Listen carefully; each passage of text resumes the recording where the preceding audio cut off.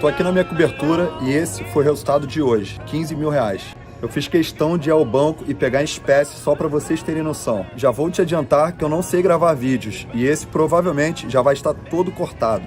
O que mais tem na internet é 7-1 programado para te enganar. Essa é a grande verdade. Gente que não tem resultado nenhum e quer vender milagres na internet. Nunca nem saíram do Brasil e moram debaixo do teto da mamãe. Eu posso ser um desses 7-1? Posso. Talvez eu até seja. Como é que vocês vão saber? Fale o seguinte, galera. Entre no meu Instagram. Europa é minha segunda casa. Vou todo ano para Grécia, Paris, Tailândia, Estados Unidos e sempre muito bem acompanhado. Meus amigos, não tenho carro, não gosto de dirigir, tenho apenas jatos e helicópteros. Meu nome é Diego Aguiar e há anos todos querem saber o que eu faço. Imploram para andar, trabalhar comigo e ter a minha vida. Eu tenho uma boa notícia. Agora você também pode. Sou amigo de famosos no mundo todo. Whindersson, Orochi, Ludmilla, Anitta, Post Malone, Taiga, Dennis DJ. Então vamos lá, vou revelar o meu segredo. Trabalho com o mercado financeiro há mais de 10 anos e já estou aposentado há mais de 5. Faz o seguinte, meu amigo, se você acha que isso tudo é uma grande mentira, sai do meu site agora, faz esse favor pra mim. É o seguinte, eu vi muito safado 7-1 vendendo cursos ridículos na internet e eu nunca vendi nenhum curso de nada. Eu ganho dinheiro do mercado e não vendendo cursos. Estou aqui hoje para mudar tudo isso. Vou te entregar conteúdo de qualidade e não vou estar ganhando nada com isso. Presta muita atenção como tudo isso vai funcionar. Meus traders fazem operações no mercado de opções. Sempre que eles forem fazer uma operação, eles vão mandar para vocês copiarem apenas clicando em um botão. Resumindo,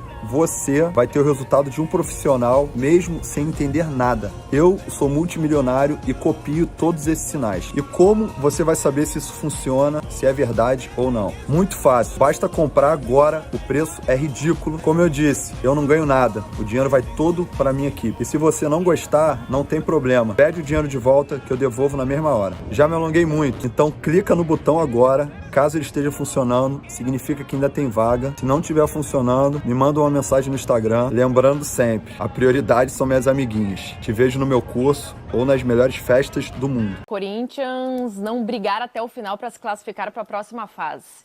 Agora, ser eliminado com 2 rodadas de antecedência é vexame, Lafreto? Olha, para o Corinthians não é usual. A história do Corinthians, ela não... Tanto que essa é a maior goleada que o time sofre numa competição sul-americana. Então ela não está dentro do padrão Corinthians. Wagner Mancini, se a gente pegar a carreira dele de 15 anos, e ele dirigiu na maior parte do tempo clubes de menor porte do que o Corinthians, acho que você vai encontrar muita coisa assim. E isso está se repetindo dentro do Corinthians, né? Acho que o número de goleadas, que o Mancini está mais acostumado a sofrer goleadas do que o Corinthians está acostumado a sofrer goleadas. Só que agora ele está fazendo, ou está tentando fazer, o torcedor do Corinthians se acostumar a esse tipo de situação, o que não é muito agradável.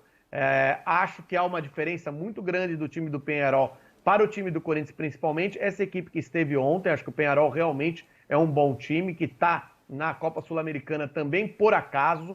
Se você olhar no time do Peñarol, esse Álvares Martínez, que fez os 3 gols, tem 19 anos. O Corinthians não tem um jogador de 19 anos desse nível, né? Aí você tem outros bons jogadores jovens também, Canóbio, e você tem outros veteranos interessantes como Gargano, enfim, é uma boa equipe, né? Só que não é essa a diferença, né? Não é essa a diferença. Acho que o Corinthians não poderia sofrer essa goleada e o torcedor não quer se acostumar a ter uma carreira, um time mediano, né?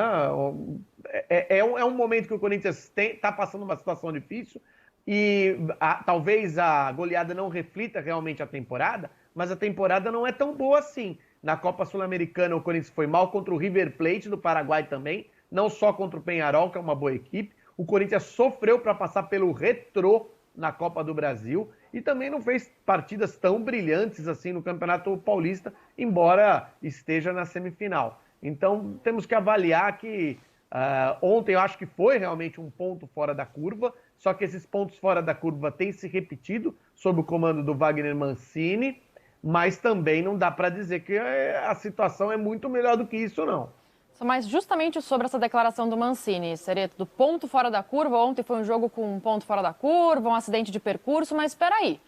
O Mancini foi lá, pensou, planejou, foi com o time reserva jogar com o Peñarol, que tem uma equipe de muita qualidade, na casa deles. Ele sabia que isso poderia acontecer, não foi um acidente. Mas espera aí, Ana Helena, esse negócio de time reserva, não foi ele que disse outro dia que não sabe quem é reserva, quem é titular? Também. E esses jogadores que entraram em campo até outro dia eram titulares, né? Gil, Jô, Fábio Santos, Camacho, Matheus Vital, Mosquito, até outro dia eram titulares. E fica muito claro, inclusive, que alguns jogadores não têm a menor condição de vestir a camisa do Corinthians. A gente já falou aqui tantas vezes sobre isso.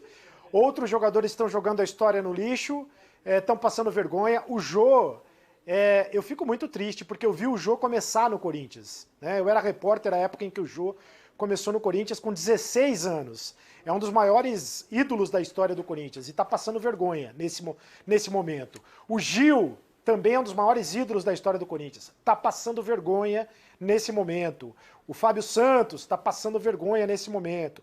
São jogadores. O Corinthians tem que repensar o elenco. Essa goleada é uma goleada para dar chacoalhada no elenco. Agora, o técnico vai lá e diz que é um ponto fora da curva. Assim como foi um ponto fora da curva quando perdeu do Flamengo por 5-1 na Arena Corinthians. Como foi um ponto fora da curva quando apanhou do Palmeiras 4-0. Do Palmeiras 4-0. E agora de novo um ponto fora da curva. Está acontecendo muito ponto fora da curva. E acho que o motorista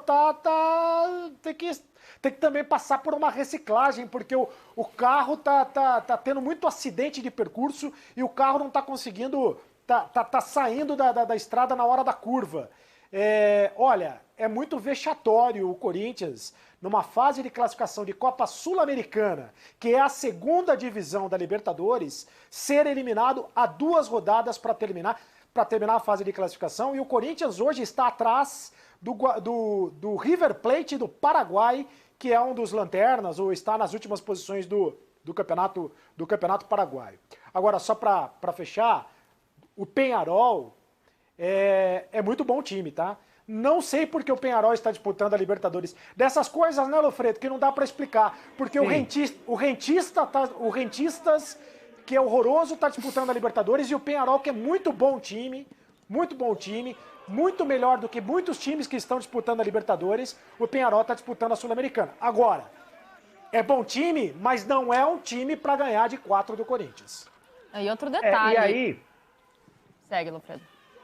No uso do time reserva, que é um time reserva, eu vejo alguns pontos também que me surpreendem. Eu acho que se você vai usar o time reserva, ok, você tem que pelo menos escalar esse time dentro do sistema que você utiliza no time titular. O Corinthians vem jogando com 3 zagueiros e faria sentido se você escalasse o time ou com uma ideia nova para você desenvolver a partir daqueles jogadores que estão na equipe reserva, entrando no time titular, ou então para prepará-los para uma entrada no time titular dentro do esquema que é utilizado pelo time titular. Então eu não entendi muito nem a escalação e nem o esquema utilizado. Na verdade eu entendi pouca coisa. O que eu percebi é que o Corinthians já entrou de má vontade, porque... sabia que o jogo era pouco importante, porque se fosse importante mesmo, não seriam esses jogadores os jogadores escalados, eles sabem disso. Então sabia que já não tinha muita chance. Aí toma 2 gols logo de cara. Imagina a empolgação do jogador que já não está empolgado em fazer uma viagem para jogar uma partida que não vale nada.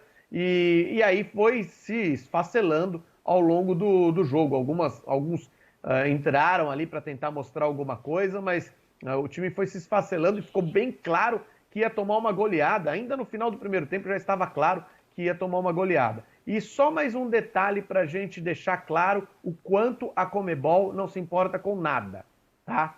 Agora, neste grupo, porque essa ideia da fase de grupos na Sul-Americana, ela nem é tão ruim, só que só classifica uma equipe e ela talvez não devesse ser implementada num ano de pandemia. Agora, neste grupo, teremos 4 partidas, que não vale nada. 2 rodadas, que não valem nada, com viagens. Com o pay-per-view vendido. Imagina quem comprou o pay-per-view, Isso. Loufredo. Exatamente. Não valem nada. São 4 partidas, 2 rodadas inteiras, com times viajando pela América do Sul, sem que os jogos representem absolutamente nada. Tá de parabéns quem fez essa tabela, principalmente num ano de pandemia. Realmente muito inteligente essa ideia de classificar um em grupo de 4 num ano de pandemia. Parabéns. E só mais um detalhe para fechar. Vários brasileiros estão disputando a Copa Sul-Americana. O único eliminado com 2 rodadas de antecedência é o Corinthians, né? Os outros times brasileiros, o Bahia, o Ceará, o Atlético Goianiense, o Bragantino e o Grêmio. Então também isso já diz um pouquinho, né, dessa temporada do Corinthians. Vamos seguir, gente. Também pela Copa